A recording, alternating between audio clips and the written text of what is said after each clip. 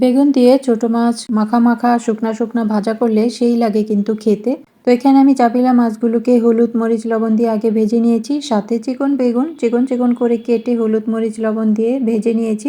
ভাজতে ভাজতে এগুলো সিদ্ধ হয়ে যায়, আলাদা করে খুব একটা সিদ্ধ করার প্রয়োজন নেই। তারপর পেঁয়াজ ভেজে এর সাথে একটু পানি দিয়ে নিলাম যেন মশলাগুলো পুড়ে না যায়। তারপর এখানে হলুদ মরিচ লবণ ধনিয়া গুঁড়া স্বাদ মতো পরিমাণ বুঝে দিয়ে তারপর মশলাগুলো কষিয়ে ভেজে রাখা চাপিলা মাছ আর বেগুনগুলো দিয়ে দেব।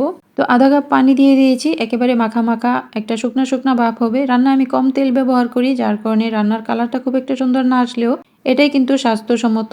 আর বেশি তেল দিয়ে রান্না করলে দেখতে সুন্দর হলেও এটা স্বাস্থ্যকর না। তবে কম তেলে রান্না করলেও কিন্তু কম টেস্ট হবে না, টেস্ট কিন্তু ভালোই হবে দেখতে যেমনই হোক।